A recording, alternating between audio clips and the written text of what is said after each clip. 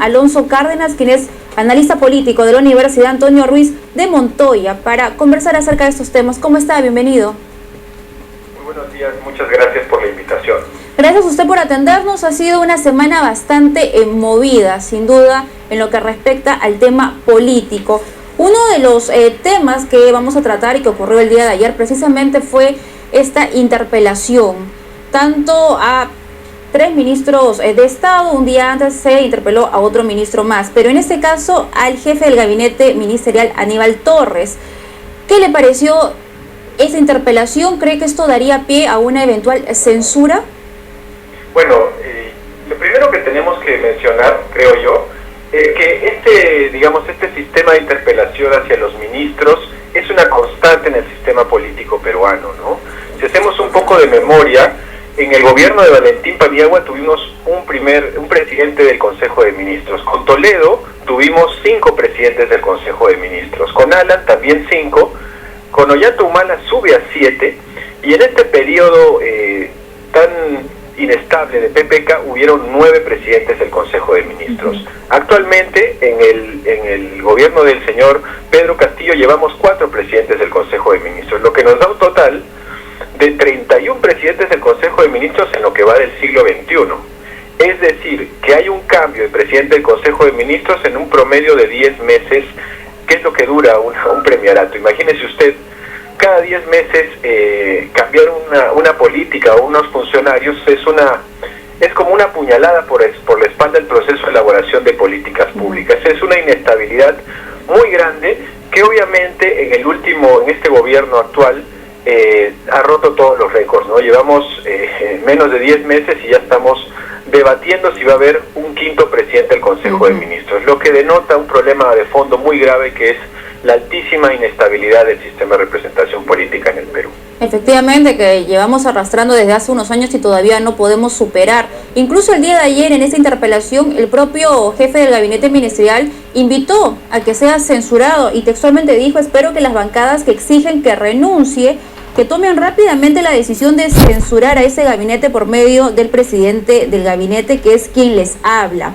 Y eso está señalado en la Constitución, es su facultad y lo deben hacer rápidamente, es lo que ha señalado. Entonces, ¿usted cree que ve los ánimos en el Congreso de animarse a presentar una censura?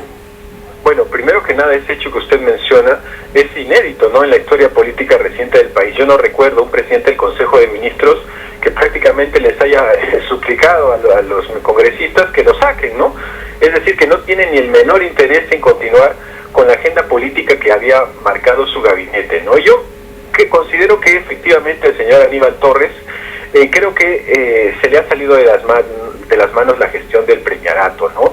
Su punto débil, probablemente su talón de Aquiles más notorio, es la gestión de la conflictividad social, ¿no? Tenemos un problema muy grave en Las Bambas, estuvimos arrastrando otro problema muy grave en Cuajone, tenemos un tema muy grave también en la selva. En fin, ahora que se viene el alza de los fertilizantes, no se ve una gestión sobre ese tema. Entonces, la gestión de la conflictividad social posiblemente sea, marque el derrotero de un posible cambio, una vez más, del Consejo de Ministros. Es preocupante sin duda, ¿no? Porque estamos en una eterna crisis, un enfrentamiento entre el Ejecutivo y el Legislativo. Incluso el día de ayer, cuando uno escuchaba las intervenciones de los congresistas y uno recuerda o uno ha podido revisar el diario de debates, cuál era, la forma en la que los congresistas intercambiaban puntos de vista, argumentando, citando incluso algunos libros. Acá no hemos podido ver eso, siempre vemos una especie de puyazos, algunas congresistas que hacen alusión a un tema físico, entonces cada vez se va bajando el nivel. Y cuando uno recuerda que se vienen los comicios para elegir alcaldes y gobernadores regionales y ve que los partidos políticos no han invertido lo suficiente para formar buenas bases, ¿qué es lo que nos espera? Bueno, el tema de fondo es el que usted menciona, ¿no? La crisis ya total, irreversible, casi del sistema de representación política en el Perú, ¿no? Si usted ve las encuestas internacionales, por ejemplo el Latinobarómetro, se dará cuenta que los partidos políticos en el Perú son los más repudiados de América Latina. ¿Qué quiere decir esto? Por ejemplo, que los partidos políticos en regímenes autoritarios como Venezuela y Nicaragua tienen mayor aceptación que nuestro sistema de partidos, ¿no?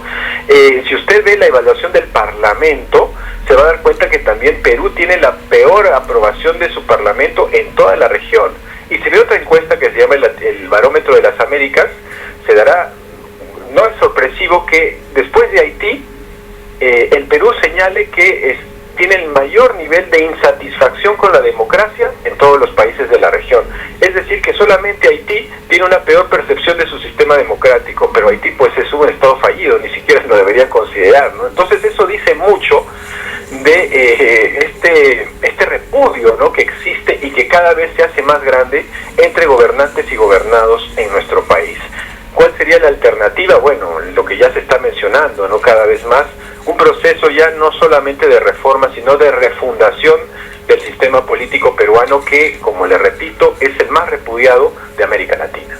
Y ante precisamente el panorama que estamos viviendo, el día de ayer también Aníbal Torres propuso y entregó un pacto de gobernabilidad, es como lo ha titulado. Es un proyecto, señala, para trabajar en conjunto con el Ejecutivo y el Legislativo, ¿no?, y dejar de lado toda esta crisis que estamos viviendo.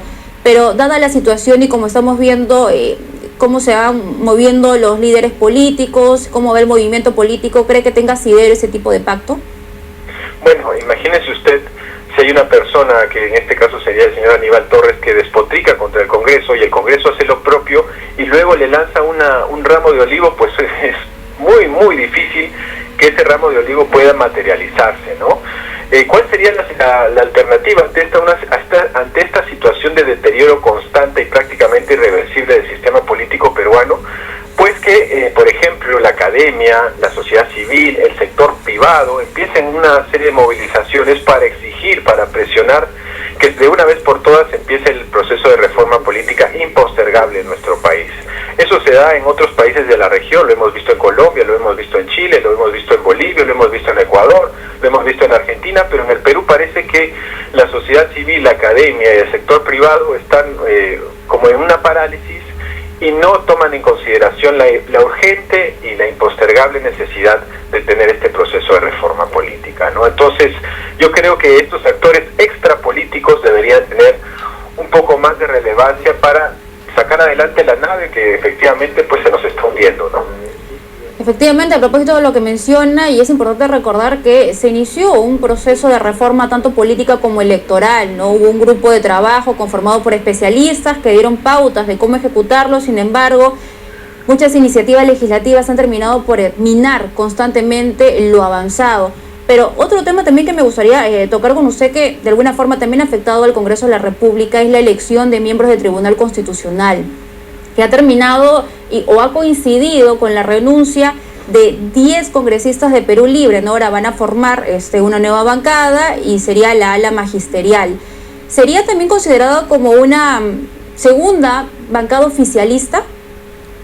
Bueno, esto del Tribunal Constitucional también hay que verlo desde una perspectiva del devenir histórico, ¿no? En el 2013 hubo un primer intento, usted recordará, de hacer este proceso de elección del Tribunal Constitucional, fracasó. En el 2019, con el premier Salvador de Solá, fue la causa principal del cierre del Congreso. Recordar que Salvador de Solá se metió prácticamente a empujones, ¿no?, a hacer la cuestión de confianza sobre los miembros del Tribunal Constitucional, y ahora hay una sombra un poco oscura, ¿no?, una sombra negra sobre el proceso y la transparencia que una elección de esta envergadura necesita, ¿no? El grupo de observadores internacionales ha hecho muchas críticas sobre este tema, y también la transparencia con la cual el presidente de la comisión del Tribunal Constitucional no alcanzó pues la información respectiva, ¿no? Pero bueno, ya después de varios intentos se logró tener un Tribunal Constitucional, y veremos cuál es su devenir, ¿no?, cuál es su performance. Hay varias voces que señalan que es un Tribunal Constitucional sumamente conservador, ¿no? Pero eso, digamos, ser conservador no es un delito, ¿no? Hay gente conservadora sumamente ética y muy valiosa. El problema no es ese, ¿no?, sino que puede haber conflictos de interés o pueden surgir cosas muy oscuras, dado que la cercanía de estos magistrados con algunas tiendas políticas, que eso, bueno, la prensa lo ha puesto en evidencia últimamente, ¿no? Y sobre su segunda pregunta, esta incisión que ha habido en el partido oficialista, bueno, esta decisión es un sinceramiento, considero yo, ¿no? Porque esta bancada magisterial ya venía, digamos, por ejemplo, en la elección del Tribunal Constitucional, había marcado una manifestación diferente, ¿no? Divergente a la bancada de Cerrón, ¿no? Entonces, como que se han sincerado las cosas. Y además no es la primera vez que sucede, ¿no? Recordemos que en la elección de la premier Mirta Vázquez también hubo una ruptura en la bancada de gobierno. Por lo tanto, como que se han sincerado las cosas, ¿no? Muy bien, muchísimas gracias por esta entrevista. Sin duda, aún quedan todavía temas pendientes por discutir y como vamos viendo cómo se va moviendo la balanza, sin duda van a aparecer nuevos temas. Muchísimas gracias por esta entrevista. Ha sido con nosotros Alonso Cárdenas, analista político. Momento de irnos al Congreso de la República.